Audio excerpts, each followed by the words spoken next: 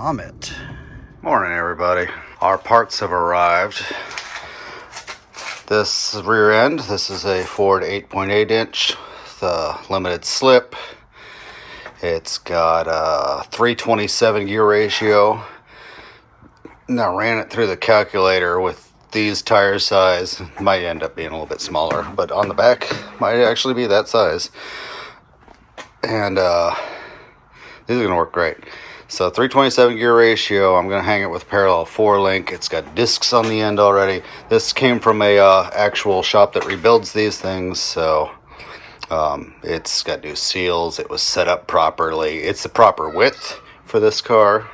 In fact, I may even need like a 1/2 inch spacer on each tire to stick them out a little bit farther, but that's fine. This is, I'm pretty sure, the same width as what's in the car right now, but of course it's Ford 5-lug instead of 4-lug, so that's gonna be nice. Got the transmission kit, so it came with a lot of pieces. So this is a 4L60 bell housing, so an automatic transmission bell housing is going to be used to make my manual transmission work with the car. Now, the reason that's possible is because of the modern style, I think this is an LS1 throwout bearing, but yeah, modern style throwout bearing slave cylinder. So this just bolts in, and you don't have to have an arm sticking out of here, so it gives you a lot more clearance for the exhaust and stuff going past there. So the kit that I bought is from FabBot Engineering. There are like 5 different places that make adapters to go from a CD009 to an LS engine, because I guess LS swaps are pretty common for 350, 370Z, G35, G37 Infinities. But in my case, I just want that really strong transmission.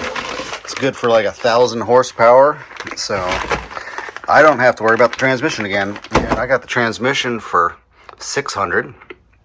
I got this kit with all of the parts for $1,600 shipped. So now it's got an adapter plate. Yeah, there's my adapter plate. This is the transmission side. This is the bell housing side. So CD09 to LS. It's really nice machine work. Came with all the hardware to mount it. It's even got a seal already installed in it.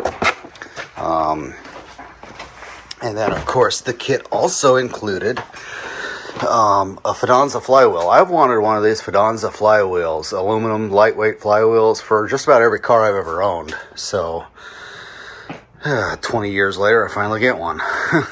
Down here we got the clutch. This is made by Cyber Clutch Company.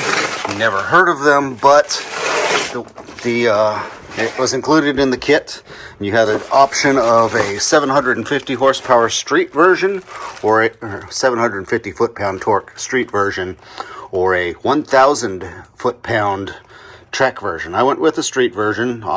Being a 4.8, I don't have to worry about exceeding 750 foot-pounds of torque, even with a turbo on there probably. Came with a pilot bearing, it came with a tool to put the clutch in and alignment. Came with clutch bolts. Yeah, I'm pretty thrilled with that. So, now the reason I went with, so there are, like I was saying, five different companies at least that make this transmission adapter. The reason I went with this one was for the amount of stuff that you get. This was the lowest price. Honestly, you know, just I am on a budget, so I don't know. I gotta look up the instructions, but this is like the pilot bearing, goes into the crank snout. I see I've got a couple of O-rings, so I'm gonna want to look that up. Got enough line here to run to the I don't know where all this goes, but yeah, it's going to have enough line to run to the slave cylinder. One of them's for bleeding. I would think the shorter one's for bleeding, but it looks like the longer one might be. Anyways, so yeah, that's going to be pretty awesome. I don't know where this goes, but I'll look at the instructions and figure it out again.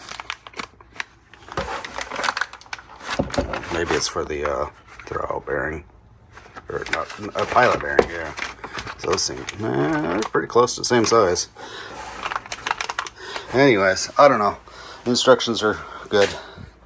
So now this transmission, I picked up some seats for free. I probably won't use them. They're out of a bus, honestly, but they're super light, and they're essentially bucket seats, so I might use them. I figured since they were free, I'd grab them and see.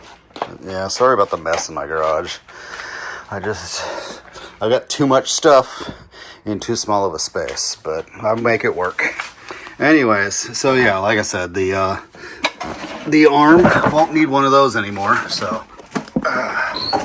it's funny because the guy that sold me the transmission is like, oh, this is a special aftermarket clutch or clutch fork, and I'm like, oh, I'm not going to be using it.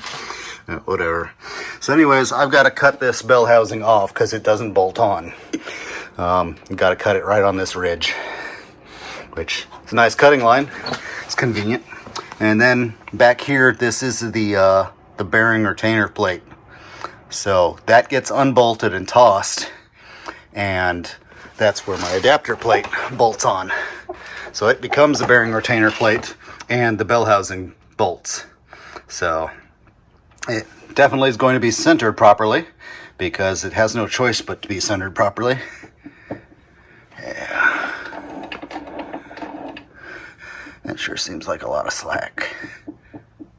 I don't know. I couldn't have possibly bought a bad transmission off of Marketplace. I'll find out the hard way. Anyways, you know, it's going to be supported by the input shaft, so maybe that's why it's slack. It's because it doesn't have the front bushing on it, or bearing on it right now. Yeah, so the guy I got it from said that it leaked around this, which I was like, well, that's no problem because I'm removing it. So, yeah, I'll get that done today, and I bought some good old Wright stuff because that's the best dang stuff. I bought the gray stuff because it says ideal for import and newer vehicles. Well, that's an import transmission and it's pretty new. So, and then a lot of the bolts go into the ceiling, both on the flywheel and all parts of this LS engine. So anyways, I bought some thread locker that's also a sealer. So sealing Loctite, because I didn't want to just use the RTV to thread lock, because this is kind of slick. I mean, granted, it'll glue the oil pan to an engine like you wouldn't believe, but yeah, I don't trust it to not make my threads slick. So this will do both. All right, let's get started. Yeah, this doesn't seal properly with beer, but I don't care. I would love to be able to afford a PAPR, a P-A-P-R. I can't, so I won't. Alright, here's the part where I permanently damage this transmission so it can never be used in a Z car again. Unless somebody else makes an adapter for that.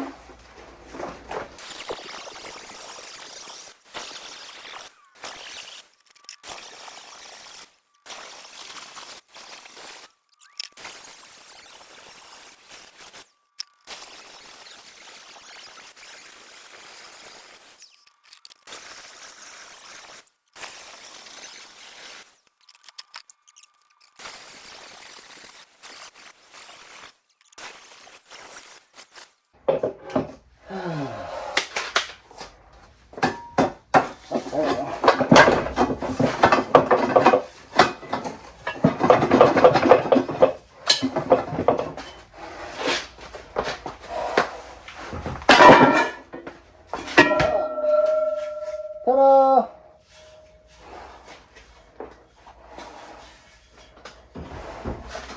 Maybe I can flip that on online for somebody that needs one.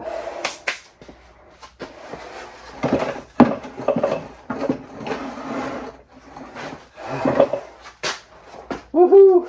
All right, here we are. I made a nice clean cut all the way around.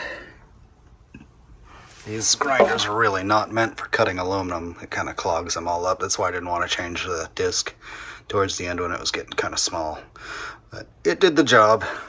I didn't burn out the motor again, so Yeah, now I gotta pull this bearing plate, which is gonna be nice and simple, all those bolts.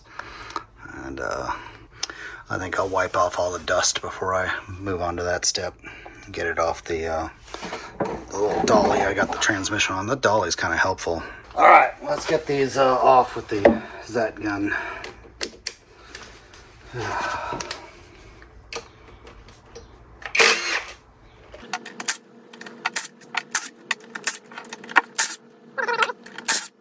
2. Whoop, the oil's coming out of that one. So that one was sealing. I am going to need that all to drain out before I put the RTV on there and put the new plate on. Ta-da! It's free. I got a pry point here and there. Oh, don't need a pry bar, that's for sure. It's got a metal gasket on here, but it says to use RTV for the new one, so that's what I'm going to do, because I can't really reuse these. They're single-use crush washers. Gaskets. I don't know. If it were rubber, I'd try to reuse it, but not metal. Anyways, yeah, I'll let this drain for a bit. New plate. Let's get the new plate and just set it in place real quick.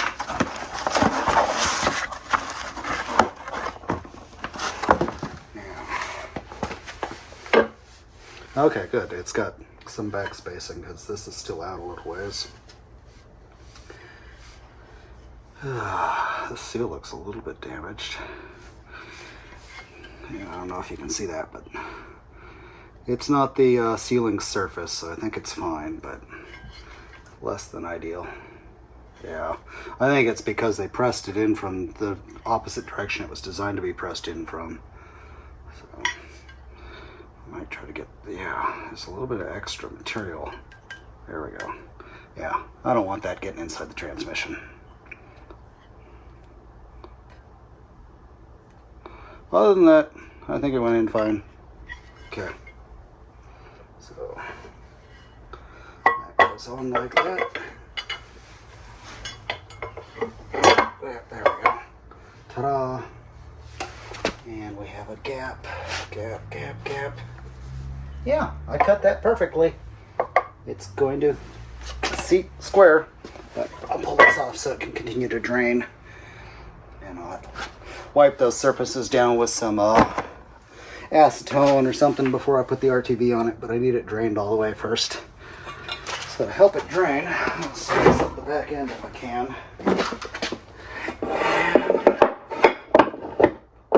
There we go. Yeah. It'll make a little bit of a mess here, but I got this oily microfiber I can put down, help absorb that. Yeah, so once that gets done pissing and draining, we can move on. We're going to start the process of putting the plate on. I let it drain all. I cleaned it with some brake cleaner and wiped it all up and everything, so we got a good clean surface. And we're going to start with putting down a bead of this stuff. All right, we got it cut. We got it punctured. I'm going to start feeding this into the tube now. We're just gonna come put a nice little bead all the way around.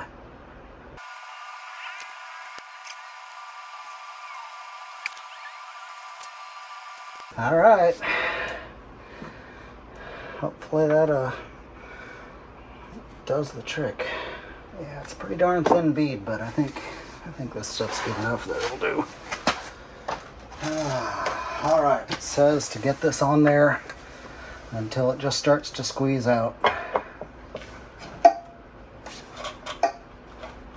All right, and then assemble parts immediately while silicone is still wet. Finger tighten until material begins to squeeze out around flange. Let dry for 1 hour, then tighten the torque specs. Well, I'm gonna call this finger tight because I still got to put sealant on the new bolts when I put them in. I got the torque wrench set. They're going to torque it to 18 foot-pounds. So this stuff wants me to wait 1 hour before I tighten the torque specs. So that'll be 9:30.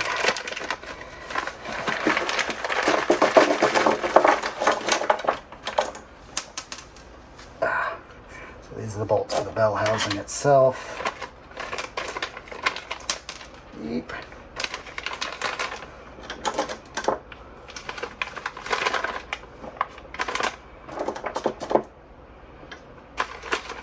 These O-rings go on the throwout bearing.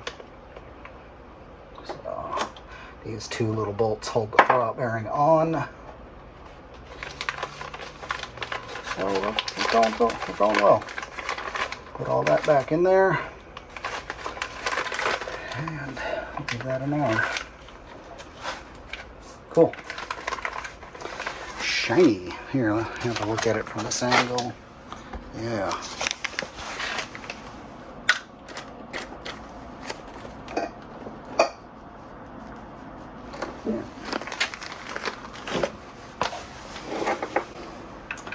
These are going to go in quite well. Yeah. And if it didn't say to wait an hour, I'd hand thread these in and seal them later.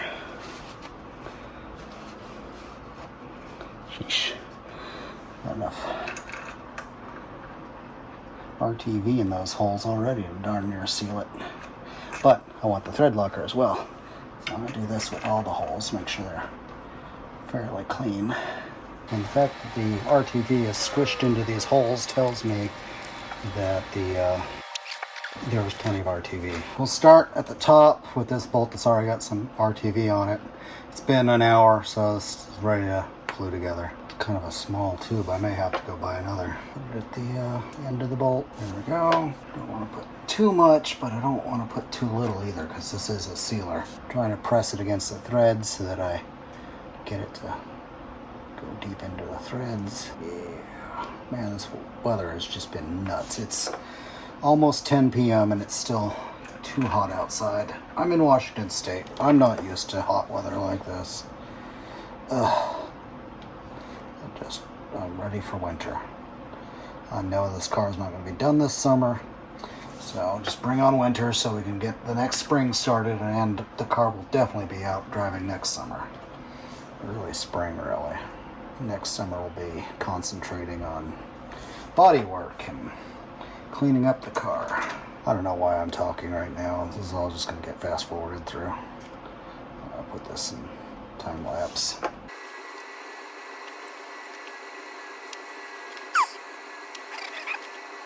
I'll find my Z gun. There it is. Okay, I'm going to use that to drive these bolts down.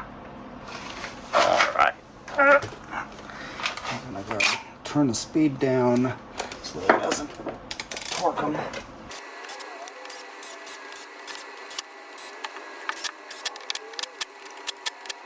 Now we'll use a torque wrench. Hopefully I didn't torque them past what I need to. Okay. So, bring this up a little bit. I'll probably have to practically stand on it to keep it from rotating. I'll pull upward.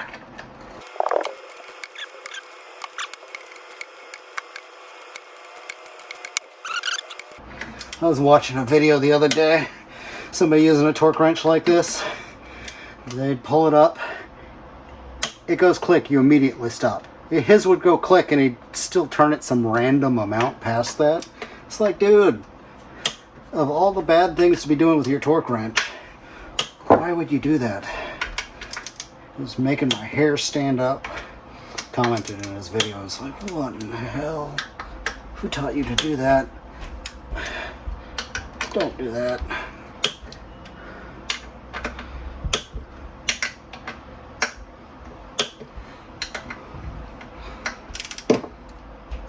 Alright, they're all tight.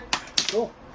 Easy peasy. I've got to change the lines on the throwout bearing before I put it on. So I got to put the braided lines on, and they run out like that. And the bell housing, I'm probably not even going to bolt on anytime soon, because I want the bell housing free to use for mocking up with the engine. So there's no point bolting it on here yet. So that's it for now. Thanks for watching, and next weekend we will start tearing into the rear end and at least remove the old one. We'll see how far we get on that. So thanks for watching.